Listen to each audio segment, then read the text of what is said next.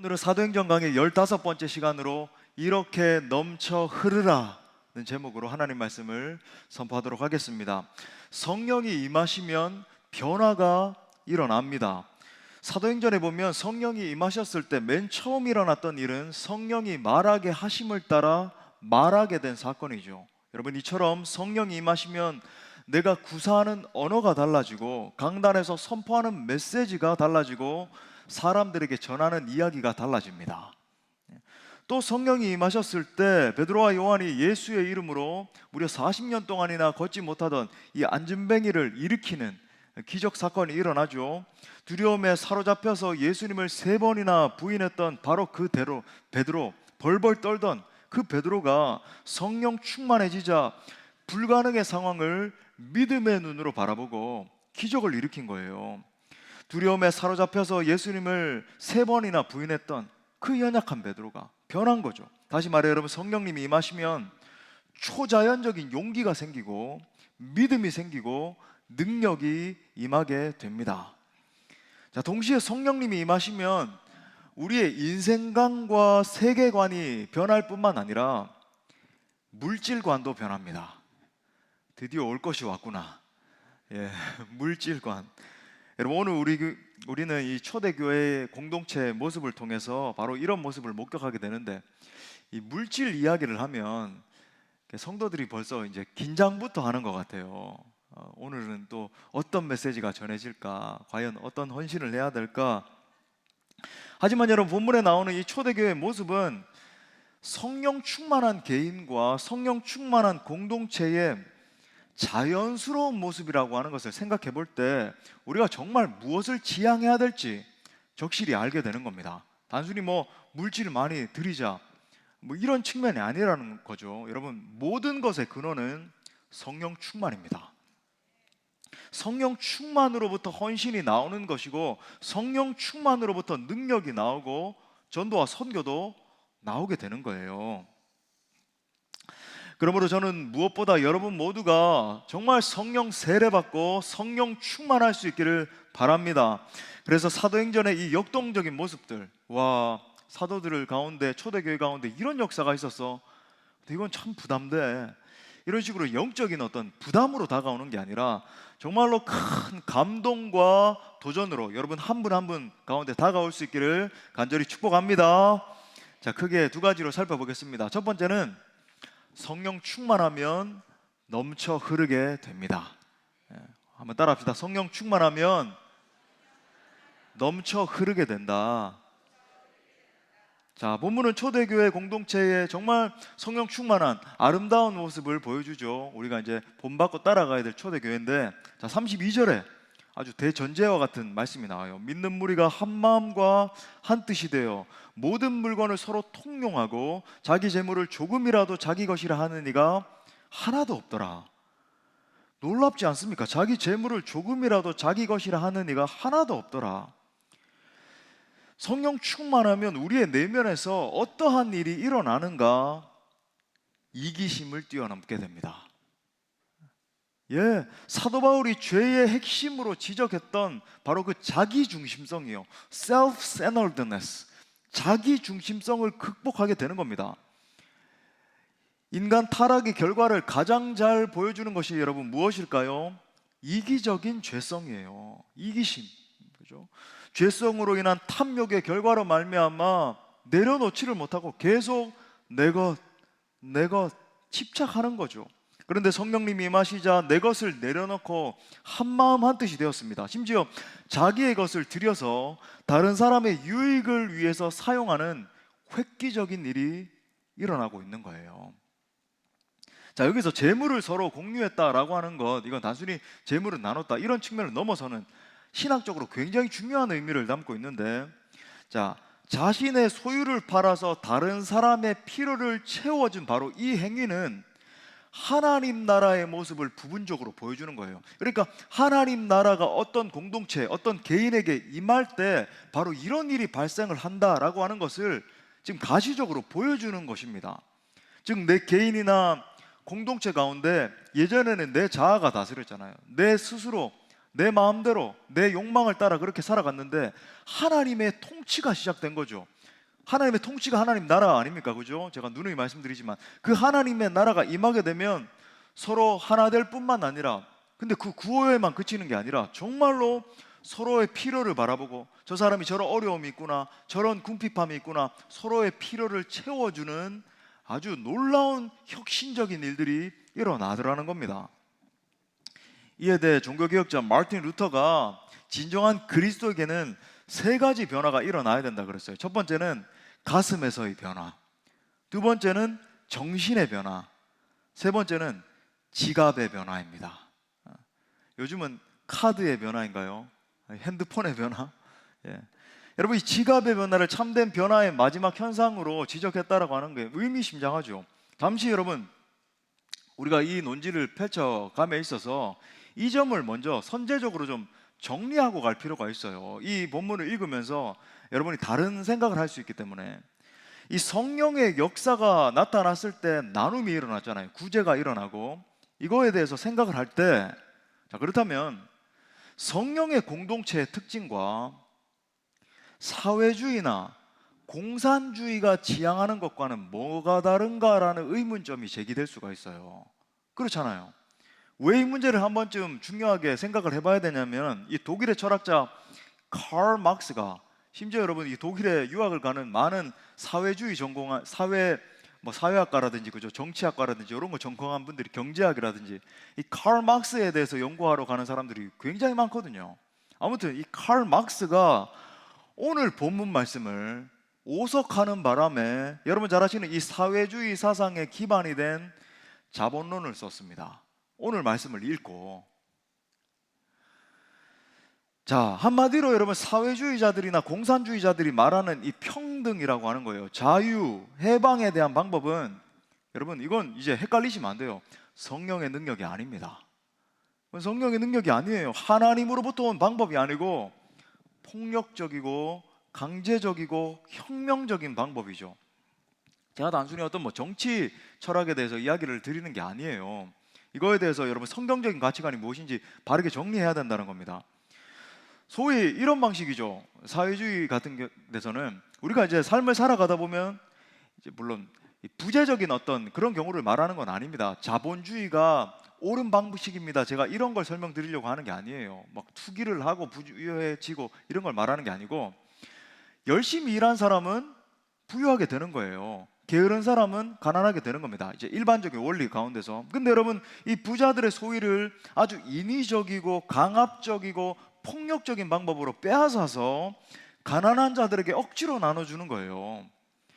강제로 다 평등하게 만들면 그것이 사람들을 해방시키는 길이고 그것이 평등의 길이다라고 주장하는 것이 여러분 이 사회주의 사상의 핵심입니다. 물론 주체 사상이라고 하는 건 또 다른 측면이고, 이건 김일성 3대 부자를 갖다가 신으로 섬기는 또 다른 측면인데, 아무튼 여러분 보십시오.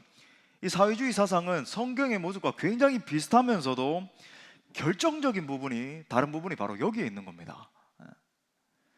하지만 여러분, 하나님의 방법은 무엇인가? 강제적인 게 아니죠.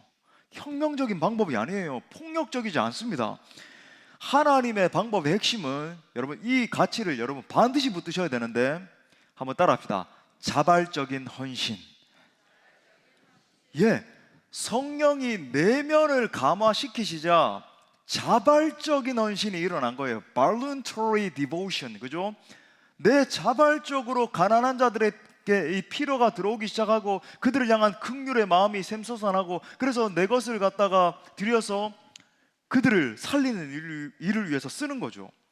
그러니까 성령의 역사로 말미암아 다른 사람들에게 나눠주고서 기쁨과 보람과 행복을 느끼는 겁니다.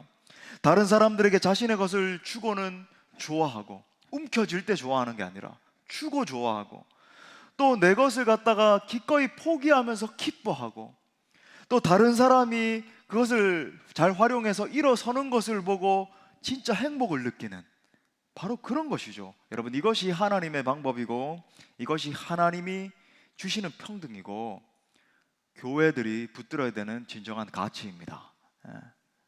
방향성이에요. 아무튼 이제 본 논지로 넘어와서, 성경은 이 재물에 대해서 굉장히 중요한 비중을 두고 설명을 합니다. 성경 전체에서 우리 여러분 놀라지 마십시오. 무려 700번이나 재물에 대해서 언급을 해요. 예수님께서도 이 땅에서 공생의 사역을 하실 때 지속 반복적으로 재물에 대해서 언급을 하시죠. 여러분, 예수님의 비유, 제가 그 누가복음 강의할 때만 말씀드렸죠. 누가복음 안에서만 20번의 비유를 말씀하시는데 그 20번 중에 12번을 재물에 대한 비유로 뜨십니다.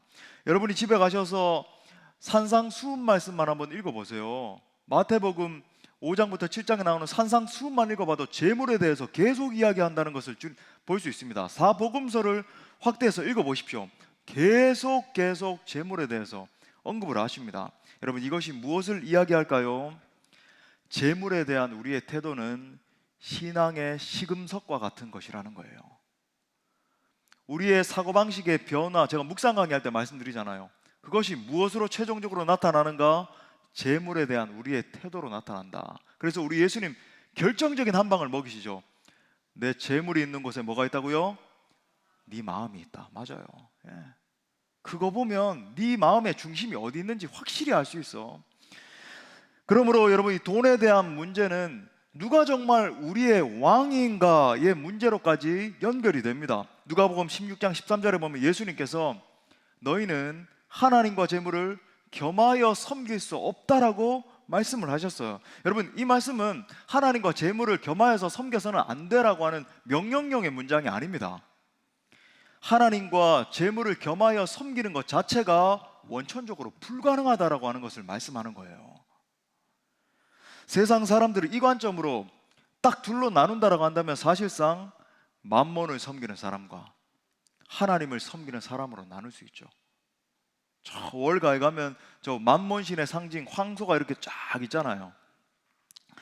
제가 어느 날 이렇게 보다 보니까 저 망포역 앞에도 올라오다 보면은 그 만몬 맞죠? 뭐 때문에 거기다가 황소를, 그 황금 황소를 거기다 딱 이렇게 놔뒀는지 모르겠지만, 예, 월가에는 그거 한 10배 정도 크기 되는 그 황소가 이렇게 있잖아요. 그래요. 여러분, 만몬을 섬기는 사람과 하나님을 섬기는 사람으로 나눌 수 있습니다. 그 중간지대는 없는 거예요. 그래서 여러분, 부자 청년 이야기를 봐도 이건 실화잖아요. 비유가 아니라. 이 부자 청년이 정말 마음 가운데 타는 듯한 갈급함을 가지고 예수님 앞에 나와서 이 질문을 합니다. 제일 핵심적인 질문이잖아요. 인생의 제일 핵심적인 질문. 주님, 어떻게 하여야 제가 영생을 얻을 수 있습니까? 이 질문을 했을 때 예수님이 뭐라 그러시냐면 내 소유를 팔아 가난한 자들에게 나눠주고 나를 따르라고 말씀하셨어요. 무슨 말인가? 재물을 섬기고 있는 너의 중심을 포기하지 않고는 결코 너는 나의 진정한 제자가 될 수 없어. 현대 자본주의 사회를 살고 있는 우리들에게 얼마나 큰 메시지를 주는지 모르겠어요.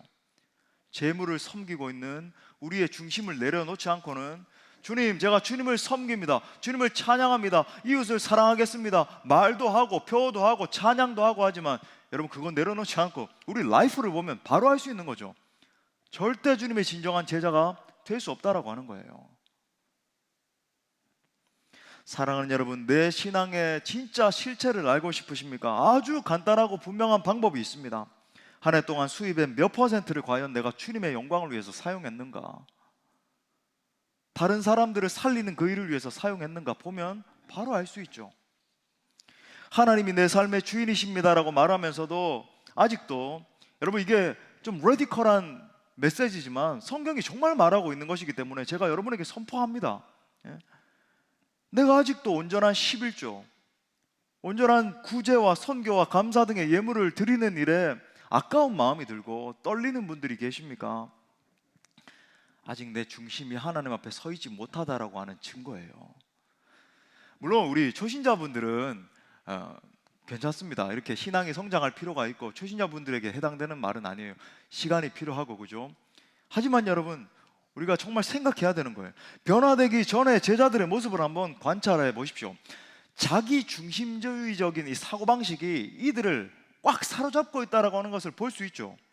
걸핏하면 다투면서 누가 더 크냐, 내가 더 크다, 키재기하고 나중에 예수님이 왕좌에 등극하시면 예수님이 정치적인 어떤 왕으로 등극할 걸 계속 기도했잖아요. 그렇게 하면 내가 영의정에 앉고 좌의정이 되고 서로 머리 짓듣고 싸우고, 그러다가 예수님 십자가 지실 때가 되면은 그죠?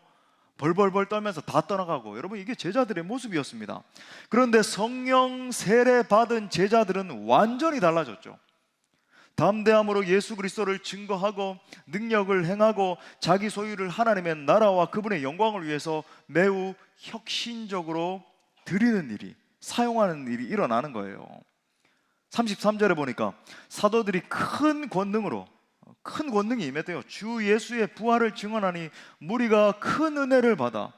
그러니까 성령 충만한 사도들이 예수 그리스도의 복음을 막 증거하니까 그 은혜로 교회는 더 큰 은혜를 받게 되고, 더 큰 은혜를 받은 교회와 성도들이 하나님 앞에 더 큰 헌신으로 올려드리는 그런 일들이 막 선순환이 일어나기 시작하는 겁니다. 자, 이어서 초대교회에 일어난 이 엄청난 은혜가 얼마나 획기적이었는가에 대해서 아주 그림을 그리는 것처럼 더 상세하게 묘사를 하네요. 34절부터 35절에 보니까 그 중에 가난한 사람이 없으니 이는 밭과 집 있는 자는 팔아. 이게 핵심이죠. 그냥 남는 거 드려, 이게 아니라 자기의 소유를 갖다가 팔아. 그 판 것의 값을 가져다가 사도들의 발 앞에 두매 그들이 각 사람의 필요를 따라 나누어 줌이라.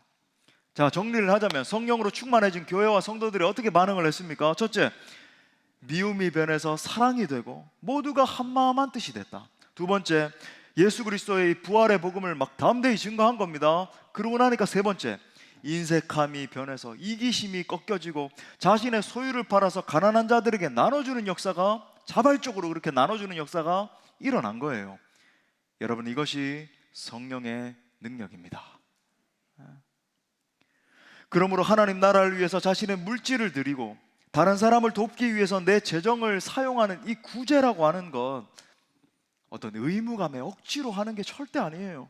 성령 충만의 결과입니다. 하나님 나라가 그 사람에게 임한 것의 결과인 거예요. 그러면 터져 나오게 되는 거죠. 터져 나오는 것. 다시 말하자면 여러분, 하나님의 나라와 다른 사람들을 위해서 내 물질을 어떻게 사용하는가를 보면 그 사람의 지표가 판가름되는 거죠. 어떤 분이 나는 정말 하나님을 정말 하나님 사랑하고 정말 내 이웃을 사랑합니다 라고 고백을 하면서도 자신의 소유를 팔아서 선교와 구제를 위해서 쓰는 것에 인색하다, 아직까지 그 마음 가운데 은혜가 부족하다라고 하는 것의 증거인 겁니다. 여러분, 성령의 능력이란 과연 무엇입니까? 성령의 능력, the power of the Holy Spirit. 병 고치고 막 방언을 하고 예언을 하고 그런 것입니까? 물론 제가 이런 것에 대해서 뭐 부인하거나 그런 것을 사모하지 말자 그런 게 아니에요. 정말 귀중한 성령의 능력들이고 우리가 사모해야 됩니다. 한 마음으로. 그런데 그 전에 일어나야 될 일이 있어요. 더 선행적으로 반드시 일어나야 되는 일이 있습니다. 성령의 능력은 내 것을 내 것이라고 하지 않는 능력이에요. 죄성이 만든 이 나쁜 이기심을 뛰어넘는 겁니다. 재물을 하나님 앞에 내려놓는 능력인 거죠. 내 안에 있는 만몬신을 찍어내는 거예요. 내가 기꺼이 손해볼 수 있는 능력이라고 하는 겁니다. 성경은 이 성령의 능력으로 사는 삶과 육신의 생각으로 사는 삶을 명확하게 구분합니다. 자, 우리 로마서 8장 13절부터 14절 사도 바울의 이 논지를 다 같이 선포하면서 읽겠습니다. 시작. 너희가 육신대로 살면 영으로서 몸의 행실을 죽이면 살리니 무릇 하나님의 영으로 인도함을 받는 사람은 곧 하나님의 아들이라. 지금 뭐라 그러냐? 사도 바울이 육신의 생각으로 만몬에 사로잡혀서 살면 반드시 죽을 거야. must die 한다는 거예요. 반드시 죽는다. 반대로 성령의 능력으로 사는 사람, 그죠? 하나님의 영의 이끌림을 받아서 사는 그 사람은 곧 영생을 지닌 하나님의 아들이라고 지금 확실하게 이야기를 하고 있는 겁니다.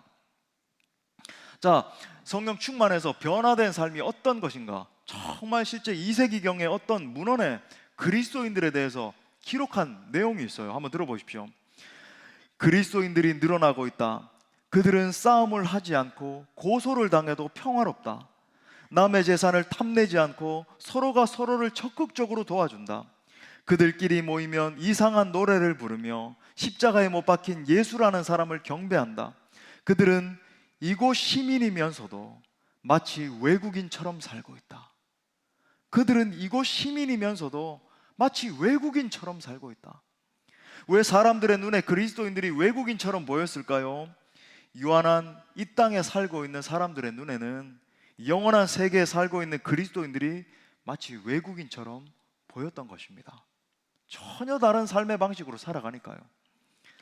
사랑하는 여러분, 단순히 교회에 왔다 갔다 다녀서는 이런 역사가 절대 일어날 수 없습니다. 복음에 대해서 알고 있는 것만으로는 이러한 이 땅에서, 그죠? 저 영원한 하나님 나라를 살 수 없어요. 오직 성령께서 나를 충만케 하실 때 이러한 진정한 영적인 변화가 일어나는 것입니다. 성령 세례 받고 성령 불을 체험해야 그때부터 비로소 이 육이 영의 지배를 받기 시작하는 거예요. 그때야 비로소 온유하고 겸손한 사람이 되고 생명이 없는 사람들의 눈물이 보이기 시작하고 궁핍한 지체들의 필요가 보이기 시작하는 겁니다. 그래서 나의 소유뿐만 아니라 나의 시간과 재능과 생명까지도 들여서 다른 사람을 살리는 일을 위해서 사용하게 되는 거죠. 우리가 오늘도 찬양했지만 매주 고백하는 나의 모습, 나의 소유 주님 앞에 드립니다. 이 찬양이 진짜 그냥 찬양만이 아니라 진짜 내 고백 되는 거예요. 진짜 내 고백. 저는 여러분 모두가 진정으로 성령 충만 받음으로 말미암아 존재의 변화, 사고방식의 변화, 물질 사용의 변화를 경험할 수 있기를 축복합니다. 자, 두 번째, 큰 두 번째. 그럼 어떻게 이 같은 변화를 경험할 수 있는가? 그렇죠? 세 가지 적용점을 드리겠어요. 첫 번째, 영의 눈을 열어 하나님 나라를 바라보라입니다. 우리 한번 따라합시다. 영의 눈을 열어 하나님 나라를 바라봐야 한다. 자, 오늘 말씀에도 봤지만 구제와 헌신과 선교의 근원, 다름이 아니라 십자가와 부활의 복음, 이 신앙에 있는 겁니다. 그러니까 하나님 나라를 보고 나면, 그렇죠? 정말 예수 그리스도의 이 십자가 복음, 부활의 복음을 직접 경험하고 나면 헌신하지 않을 수 없는 거예요. 증거하지 않을 수 없는 겁니다. 터져 나오는 거죠. 우리가 전도해야 되는 이유도 마찬가지 아닙니까? 우리가 왜 전도해야 되나요? 의무감 때문에. 물론 맞아요. 주님이 명령하신 겁니다. 너무나 귀중한 그 예수 그리스도, 우리의 선봉장 대신 주님 대신 주님의 명령에 순종해야 돼요. 그런데 여러분, 그것보다 예수 그리스도의 복음이 내게 임했는데 이 복음이 나를 살렸고 이 복음이 우리 가정을 살렸고 이 복음으로 말미암아 우리 교회가 이렇게 존재하고 있다라고 하는 이 엄청난 은혜를 알았다라고 한다면 전하지 않고는 견딜 수가 없는 거예요. 예수님이 유일한 구원의 길이라고 하는 사실을 여러분 알았기 때문에 그 영광 앞에 부복하고 이 영광을 선포하지 않을 수가 없게 되는 겁니다. 자, 그렇다고 한다면 전하지 않는 이유는 명확하죠. 아직까지 영광을 보지 못한 거예요. 복음을 제대로 경험하지 못한 겁니다. 이 선교 다녀온 지체들 중에서 아무나 한번 붙잡고 한번 물어보세요. 그들의 이야기는 살아있어요. 눈물이 있습니다. 아마 이야기하면서 울컥울컥하면서 간증했을 거예요. 그죠? 왜 그렇습니까? 죽었던 영혼들이 어떻게 살아나는지를 눈으로 봤기 때문에 결코 부인할 수 없는 거죠. 선교 한번 갔다 온 사람들은 또 가고 싶어해요. 왜? 역사하는 하나님을 보거든요. 지난 신방 중에도 이제 교회에 나와서 예수 믿은 지 1년이 채 안 된 두 부부가 저에게 한 고백을 잊을 수가 없습니다. 목사님, 지난 1년 사이에 제게 한 가지 분명한 변화가 생겼습니다. 그것은 이제는 예수 믿기 전에 제 삶으로 결코 돌아갈 수 없다는 것입니다. 이 형제가 그렇게 고백하는 거예요. 제가 이전의 삶으로 결코 돌아갈 수 없습니다. 두 번째, 성령의 불세례를 받아야 합니다. 또 한번 따라합시다. 성령의 불세례를 받으라. 제가 첫 번째 논지에서도 강조를 드린 것처럼 오직 성령 충만한 상태에서만, 성령 세례를 받았을 때 이 자발적인 헌신이 막 터져 나오는 거거든요. 성령이 강림하시기 전까지는 절대 내 안에 있는 이 이기심이라고 하는 독성 이기기 어려워요. 어떻게 이깁니까? 그죠? 내 어떤 최근에는 어떤 책도 만화책으로 이렇게 발간이 돼가지고 내 오랜만에 만난 동창이 나보다 더 잘 사는 것을 보면서, 그죠? 그 만화에는 저 롯데 그 타워 꼭대기에 내 동창이 살고 있더라. 그러면 나도 어떻게 저렇게 부유해질 수 있을까? 여러분, 이 세상의 가치를 보면 계속 비교 의식을 자극하고 이것이 참된 행복의 삶이고 이걸 지향해야 되고 성공, 돈, 명예 이런 가치를 계속 자극하거든요. 여러분, 이런 가치 가운데 살아가면서 여러분 우리가 어떻게 진짜 행복을 경험할 수 있나요? 없어요, 여러분. 그러니까 성령께서 내 마음을 감동시키시고 예수 그리스도의 복음이 나를 압도하고 이런 역사가 있기까지 절대 이 이기심 여러분 이기기 어려워요. 혹 구제와 봉사를 합니다. 나는 그래도 구제도 하고 봉사도 하고 이런 마음을 또 품고 있는 지체들도 있을 수 있어요. 근데 그 마음의 내적 동기를 우리 주님은 늘 살피세요. 많은 사람들의 내적 동기가 자기 자신을 드러내는 것, 다른 성도들이 날 지켜보고 있으니까 칭찬받는 것, 여기에 머무르고 있는 걸 보는 거죠. 여러분, 세속에 정치인들이나 유명 연예인들이 그렇게 하는 것과 뭐가 달라요? 참 민망할 정도로, 그죠? 잘하잖아요. 그런 사람들 보면은 막 가서 뭐 하는 거 사진 찍어 올리고 막 이렇게 부위하면서 찍어 오면 또 대부분 대중들은 거기 또 속아 넘어가요. 아, 저 사람이 참 이렇게 불쌍한 사람들을 위하는 사람이구나. 마치 바리새인들이 그랬던 것과 똑같잖아요. 정말 죄인은 저 뒤에서 가슴을 치면, 물론 앞자리에 앉은 분들 잘못됐다는 건 아닙니다. 지금 앞자리에 앉으셔야 돼요. 우리 교회는 자꾸 이렇게 뒤에 이렇게 앉으시는 분들. 근데 아무튼 그랬잖아요. 그 심령이 뒤에 앉아서 가슴을 치면서 눈물로 회개했는데 바리새인은 어땠습니까? 맨 앞자리에서 손을 들고 하나님, 저의 기도를 들으심으로 인해서 감사를 드리나이다. 자기를 드러내기 위해서 예배하고, 그죠? 자기가 칭찬을 듣기 위해서 헌신하는 겁니다. 하지만 성령님이 임하시면 우리의 내적 동기를 변화시키십니다. 이게 성령의 역사예요. 성령의 불이 임하면 내 내면을 먼저 수술하세요. 그러니까 여러분, 기독교 신앙의 핵심은요, 내 심령이, 내 중심이 먼저 변화되고 그 중심으로부터 터져나와서 행동이 나오는 거죠. 행위가 먼저가 절대 아니에요.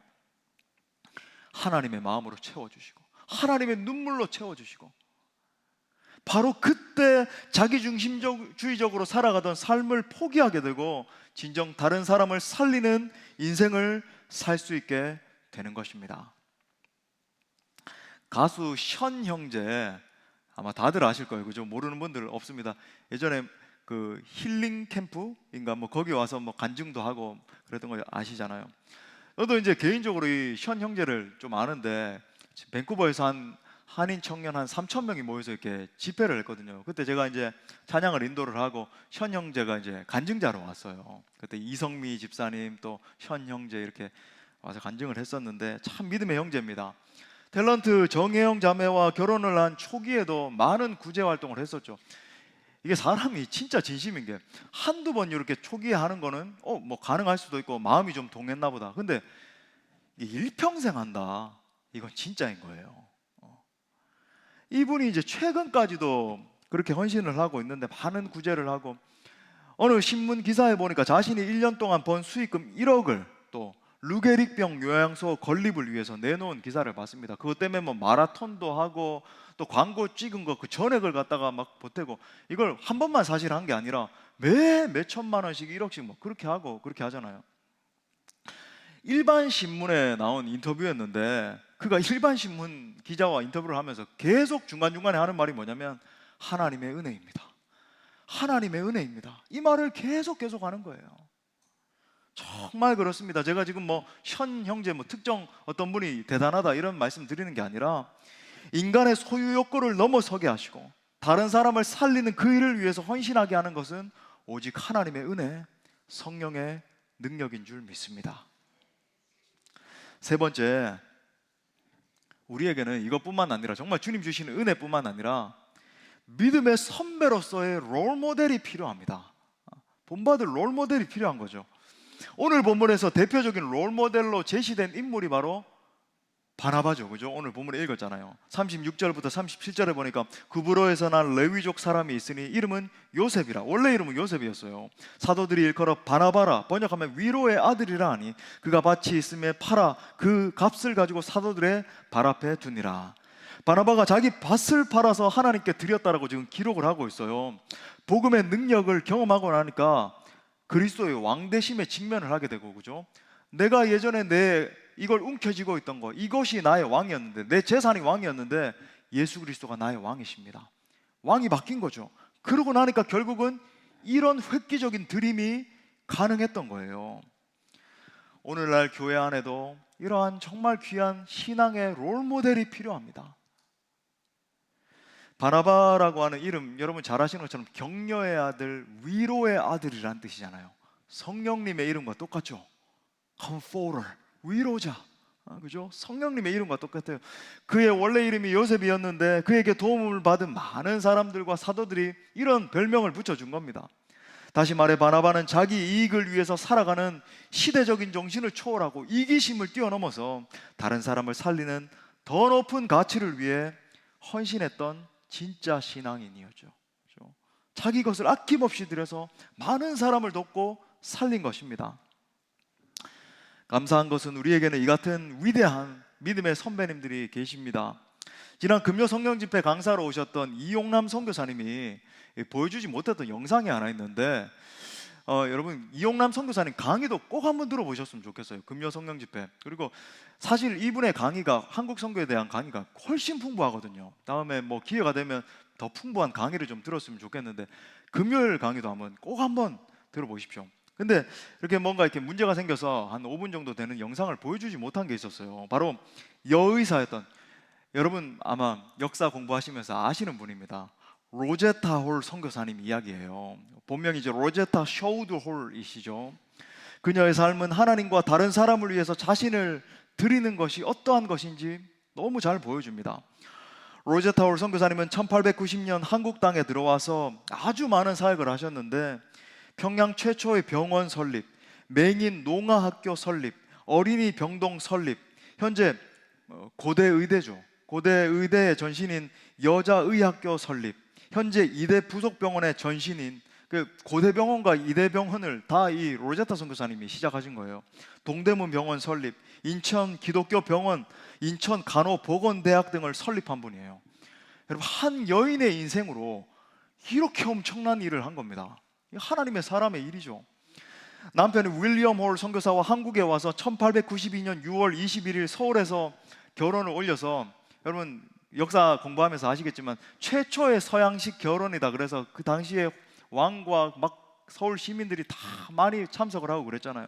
그런데 2년 뒤에 청일전쟁이 터지게 되고 남편 윌리엄 홀이 평양에서 수많은 사람을 치료하다가 자신이 전염병에 감염이 됩니다. 병든 몸을 이끌고 겨우 평양에서 서울로 도착한 윌리엄 홀 선교사는 부인 로제타와 아들 셔우드 홀의 손을 붙잡고 마지막 기도와 유언을 하고 숨을 거두게 되죠. 또 몇 년 후에 그녀의 딸인 에디스 홀도 한국의 흉터병을 이기지 못하고 5살에 죽게 됩니다. 로제타 홀이 딸을 남편의 이 양화진 묘 옆에 묻으면서 하나님 앞에 간절한 마음으로 이런 기도를 드려요. 한번 들어보세요. 하나님, 남은 내 아들 셔우드와 빨리 죽지 않고 한국에서 오랫동안 사역할 수 있게 해주시기 바랍니다. 엄청난 기도 아닙니까? 아니 남편과 딸이 죽었는데 이제 돌아가야 되겠습니다, 지쳤습니다, 이게 아니라 하나님 제가 빨리 죽지 않고 오랫동안 사역할 수 있도록 저 도와달라고. 위대한 정신이요 위대한 기도입니다. 그녀는 그 후에도 남편의 의료 선교 사역을 완성하기 위해서 무려 43년간을 한국에 머물면서 선교 사역에 헌신을 하죠. 그녀의 아들인 셔우드 홀도 감염병 전문의가 돼서 한국의 결핵 퇴치 운동을 벌이잖아요. 크리스마스 실이 이 아들 셔우드 홀을 통해서 시작됐잖아요. 우리가 어릴 때 하던 그 크리스마스 실. 로제타 홀은 그녀의 유언에 따라 자신의 남편과 딸이 묻혀있는 양화진에 지금 묻혀 있습니다. 아들 셔우드 홀도 그의 소원대로 아버지와 어머니와 누이 동생이 묻혀있는 양화진에 함께 묻혀 있어요. 제가 지금 보여드리려고 하는 이 영상은 로제타 홀 선교사님이 일평생 동안 이제 일기를 쓰셨는데 자신의 남편과 딸을 떠나보내고 정말 아픈 마음을 담은 그런 영상입니다. 우리 한번 보시겠습니다. 선교를 준비하면서 만난 남편 제임스 홀. 그는 신실하고 헌신적인 하나님의 자녀로 열심을 다한 선교사였습니다. 1892년 서울에서 결혼을 한 후 제임스는 곧바로 평양 선교 책임자가 되어 의료 선교를 펼칩니다. 그때 첫 아이 셔우드는 6개월 갓난쟁이였죠. His father was involved with pioneer mission work, medical mission work, and the Sino-Japanese War took place during his lifetime, and he developed typhus after going up to Pyongyang and assisting the wounded up there, and he contracted typhus fever and came back to. 청일 전쟁의 분수령이었던 평양 전투. 제임스 홀은 자신의 몸을 돌볼 틈도 없이 부상당한 환자들을 치료하며 복음을 전했습니다. 그의 마지막 죽음의 순간도 로제타의 일기 속에 남아 있습니다. 남편의 눈은 슬픈 듯 나를 바라보았고 띄엄띄엄 사랑한다고 말해주었다. 마지막으로 애써 나에게 하려던 말은 내가 평양에 간 것을 원망하지 말라는 것이었다. 제임스는 말했다. 나는 주님을 위해 기꺼이 평양에 갔고 그분께서 그 뜻을 다 헤아려 주실 거라고. 혹시 울음소리가 들릴까 싶어 안간힘을 쓰며 울음을 참아야 했다. 그러나 아무리 애를 써도 베개는 눈물로 젖었고 한 번도 하지 않았던 애원의 기도가 터져 나왔다.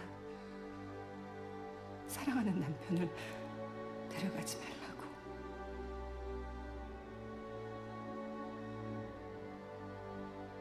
그의 선교 활동은 짧았지만 평양 선교의 개척자, 고아들의 친구로 불린 그의 헌신은 작지 않았습니다.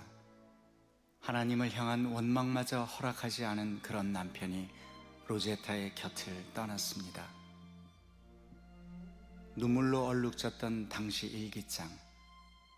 그러나 그 눈물이 마르지 않았습니다. 남편 죽음 후에 얻은 딸 이디스. 로제타에게 큰 위로가 되었던 딸마저 그의 곁에 오래 머물지 않았습니다. 겨우 5살, 풍토병으로 죽기 직전까지 엄마는 고열에 시달리는 딸의 상태를 일기에 기록했습니다. 체온 41도, 숨이 가쁘고 힘들어했다. 잠시 후 호흡의 간격이 점점 길어졌다. 눈을 크게 뜨고 엄마를 바라본 채 작은 영혼이 서서히 떠나갔다. 그렇게 그 아이는 세상에 보내주신 그분에게로 다시 돌아갔다.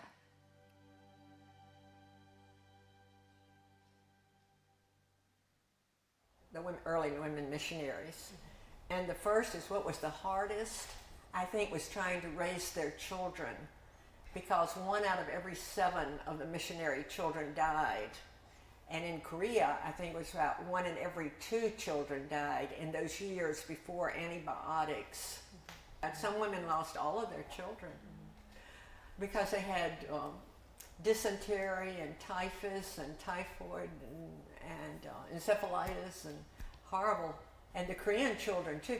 But this was a bond between Korean women and the missionary wives, is that they were always concerned about their children and trying to keep their children alive to grow up. 길을 모르니 나를 도와주소서. 자식마저 가슴에 묻고 참담했던 로제타의 마음이 일기 속에 선연합니다. 밤이 찾아오면 쓸쓸함도 함께 온다. 간절한 그리움이다. 제잘되던 어린 아이의 입맞춤과 작은 손이 없어진 지금 그 아이가 없는 삶은 너무도 힘겹다. 그러나 우리가 이해하지 못하는 다른 이유로 하나님께서는 그 아이를 데려가셨으리라. 예, 이 아들 로제타 홀 선교사님, 로제타 홀 아들 셔우드 홀 선교사님이 쓰신 닥터 홀의 조선 회상이라는 책이 있습니다. 그가 이 책의 마지막 부분에 이렇게 쓰고 있어요. 한번 들어보십시오. 성도 여러분, 제가 왜 윌리엄 홀과 그의 부인 로제타 홀, 그의 아들 셔우드 홀 자신이죠, 그의 부인 마리안 홀, 그의 딸 에디스의 이야기를 소개하였을까요? 무엇이 이들로 하여금 당시에 미개하고 풍토병이 많고 청일전쟁을 위시하여 가진 위험이 도사리고 있었던 한국을 찾아 희생하고 봉사하는 삶을 살게 하였는지 그 동기를 말하기 위해서입니다. 그들이 육신의 안락과 편안함을 포기하고 조선을 위해 희생하고 봉사한 것은 바로 예수 그리스도의 복음은 나를 구원한 대속으로 끝나지 아니하고 타인을 위한 섬김으로 이어져야 한다는 것을 알았기 때문이었습니다. 말씀의 결론을 맺겠습니다. 은혜를 알게 되면 재물뿐만이 아니라 내 인생 전체를 드리게 됩니다. 성령이 임하시면 나를 위해 생명 주신 예수 그리스도를 위해 내 생명을 드리게 되는 거죠. 그렇게 드려진 생명을 통해서 또 다른 생명이 일어나게 되는 거예요. 바로 미랄의 원리죠. 우리 요한복음 12장 24절 말씀 마지막으로 한번 가슴에 새기면서 읽겠습니다. 시작. 내가 진실로 진실로 너희에게 이르노니 한 알의 밀이 땅에 떨어져 죽지 아니하면 한 알 그대로 있고 죽으면 많은 열매를 맺느니라. 여러분, 이것이 구제이고 이것이 전도이고 이것이 선교입니다. 사랑하는 형제 자매 여러분, 마지막으로 과격한 도전을 드리고 싶습니다. 나를 위해 생명을 주신 우리 예수님을 위해서 자신의 물질뿐만이 아니라 자신의 전 인생까지도 드릴 수 있는 여러분 모두가 될 수 있기를 간절히 축원합니다. 우리 말씀을 주신 하나님께 영광의 박수 올려드리겠습니다. 우리 다 같이 일어나셔서 우리 찬양하고 기도합시다.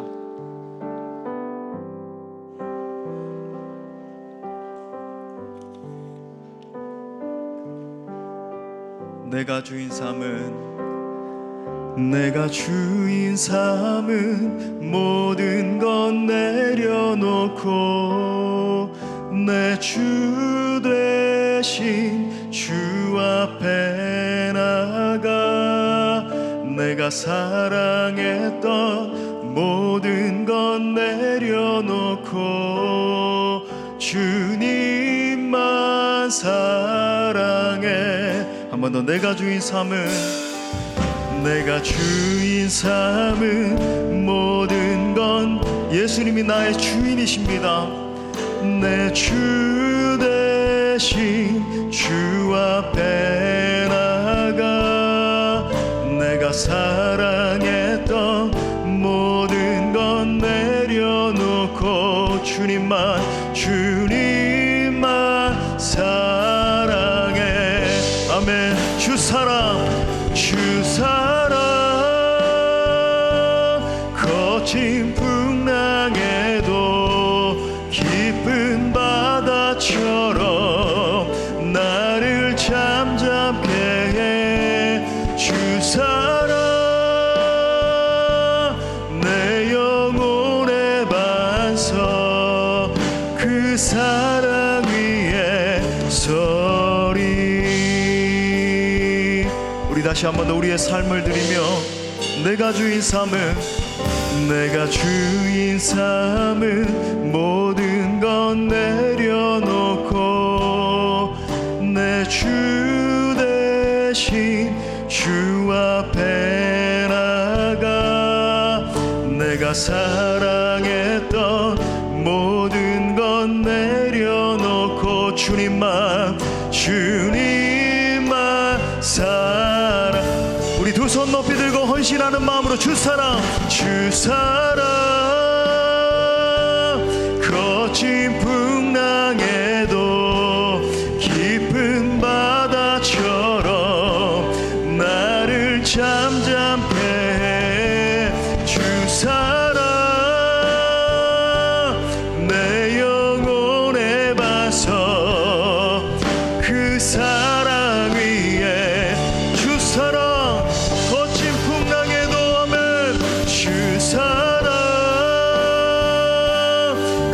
거친 풍랑에도 깊은 바다처럼 나를 잠잠케 해 주사라. 내 영혼에 봐서 그 사랑 위에 서리. 이 시간 말씀 붙들과 함께 기도할 때 성령이 임하시자 성도들이 나누기 시작했습니다. 복음을 나누고 물질을 나누고 자신의 인생을 나누었어요. 오늘 우리도 과격한 도전 앞에 결단하며 기도하기를 원합니다. 내게 생명 주신 주님, 저의 삶을 드리오니 받아 주옵소서. 내 것 내 것이라 하며 움켜쥐는 인생이 아니라 나를 드림으로, 내 존재를 드림으로 다른 생명을 살리는 인생 되게 하여 주옵소서. 나의 물질을, 나의 시간과 재능을, 나의 생명을 드리오니 주 영광 위에 사용하여 주옵소서. 우리 다 함께 뜨겁게 기도합시다. 주여